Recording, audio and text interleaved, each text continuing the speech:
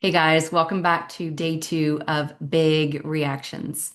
Yesterday, we talked a little bit about how this amazing survival system, this nervous system that we are born into this world with, learns very early to be protective, to keep us safe, not from safe from death or safe from being eaten by a tiger, but it learns to keep us safe from having an experience that once felt threatening or dangerous.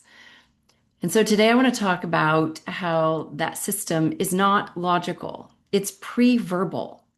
And this is huge because I think so many of us have grown up believing that our nervous system, our survival system responses, whether they're behavior responses, emotional responses, or physiological responses through symptoms and sensations, whatever our nervous system chooses to express itself as, we know logically, we have common sense enough to say, I'm not going to be overwhelmed today. Like I am deciding today not to be overtaken by my nervous system, and we mean it. And we can be logical and we can look at things with common sense and maturity. But the nervous system, that survival system, that primitive system, is pre-verbal. It doesn't speak logic. It doesn't speak common sense. It's pre-verbal. It's before the language of this part of your brain, before the prefrontal cortex has a chance to jump in. So you may very well find yourself knowing, I'm not going to respond that way again, or that was an overreaction. I'm not going to do that again. I see more now. I see better. And yet you find yourself doing one of a few different things, either lashing out, shutting down, numbing, distracting, running away, or just freezing up. There are so many different things that the nervous system, the survival system, has learned to do in its best attempt to keep you safe from having an experience you had as a child that didn't feel good.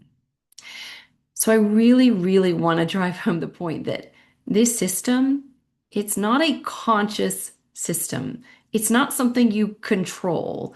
It's not something that learns through correction and shame and guilt and beating yourself up. It can't learn that way any more than I think of like a an abused or neglected puppy from the kennel that you adopt.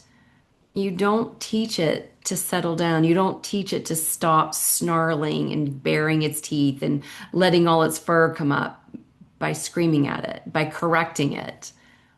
You do it through patience, through connection, through companionship, and through kindness. So when I work with clients, what this looks like is on the other side of a big reaction. So let's say, for example, there was a lashing out at a partner, a boss, children. Once that lashing out happens, it's on the other side that this amazing work is done. Not by wallowing in what happened, not by being a victim of a overwrought nervous system, none of that. But on the other side, by meeting that nervous system straight on, meeting it, saying hello, acknowledging that the outburst, the lashing out, whatever it is that happened in the moment, made sense to a young, primitive survival system that is built to be in defense and protection mode. These things change. Survival systems do evolve and adapt, but they do it on the other side of each outburst, each shutdown, each whatever the big reaction is. On the other side, when you just take a moment, acknowledge that it did its best. Sometimes I will do something as simple as just name what happened, very simply, not in story, not in how and why, just what happened. Oh, my nervous system had a big outburst. And then I just take a minute. I got you. That made sense. I'm here for you. We can do this, and I will not abandon you. This happened this past weekend, and it was to me was the perfect example, and it was sort of the impetus for this entire 5 day series. I got on the forum for Amy Johnson's community, and I was responding to someone who's actually a client of mine, and gave her some just ideas and some thoughts about something she had posted. And someone else came along who I don't know her, but she responded back very respectfully, very kindly, but saying, no, that's not how I see it, like directly to me, like, no, that's not how I see it. And again, completely respectfully, little heart, little smiley face, but no, Missy, that's just not how I see it. And because my beautiful, perfect survival system learned when I was little, and again, no one's fault. These things just happen. But my system, when I was very small, took on the idea, the belief that being corrected is dangerous. Being thought wrong, being corrected, being told, no, that's not right, is somehow life or death. It's risky. It's a threat to my existence. I mean, it sounds dramatic, but that is how my nervous system somehow learn to interpret being corrected or being told, no, that's wrong. So, in the moment that I was reading these very benign, neutral comments of, no, I don't see it that way, Missy, my nervous system went crazy, like shaky, heart racing, all kinds of emotions and fear and anger and rage. And then the mind comes in. That ego is so quick to run to my defense. You should say this, and we'll get her and we'll put her in her place. All the things this whole system does because it's a young, primitive system whose only job is to protect me from having an experience that I felt was threatening as a child. So I just noticed, because noticing is our superpower.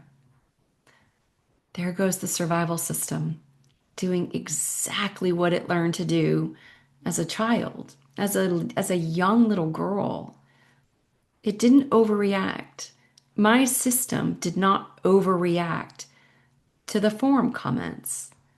My system responded in perfect relation to what it had learned was threatening, was life or death when I was a child.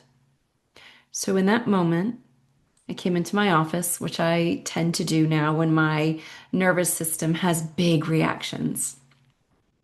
And I just took a moment. You did great. Like, you were great. That was awesome. I am not going to abandon you. I am not going to berate you or correct you. I'm here for you. And that was perfect. Now, my ego still had a lot to say, and my ego still demanded that I resolve this and say something and bring this to completion. But I've been doing this long enough now to know that ego is allowed to beat its drum as loud as it wants. It does not need resolution. It does not need any of that. What does need my attention is that beautiful, perfect nervous system, survival system that does not want to be berated for having had that big reaction. It wants companionship, friendship, understanding. And the last thing I'll say for today is that when we begin to do this, when we begin to meet our big reactions with moments of companionship instead of correction and shame and regret and how can I do it better next time, it's very likely, very predictable that in the beginning, it will feel tense. You will feel tension rising in your body. But that tension's a good thing. It's just that we've been so upside down in our culture for so long, we take the tension to mean something bad, to mean something's going wrong. But as you tend to the nervous system instead of feeding the ego what it demands, like say something, do something, self-protect, put up another wall. When we don't follow the ego and instead we go into companionship and kindness with the survival system, the nervous system, it's very likely tension in the body will actually increase. And I know that sounds counterintuitive, but I want to put that out there because it's actually a good sign. And you don't need to fix or calm or do anything about the tension other than, again, use your superpower. Notice it, watch it rise, watch it peak. It's going to go down in its own perfect timing when it's ready. But as the tension is growing, as the tension is peaking, you are safe. You are just fine. That tension itself is productive. So for today, day 2, let's not try to use logic and common sense and control and corrections. That's old school. It doesn't work. Moving forward, let's consider noticing, finding companionship, offering kindness, no more shame.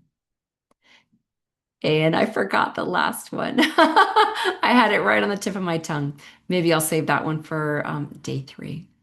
I'm already looking forward to tomorrow's video. We're going to look more at when physical symptoms bring up those big reactions. So today was more relational. Tomorrow, let's look at physical symptoms and sensations that tend to bring about those big reactions in the nervous system, the survival system.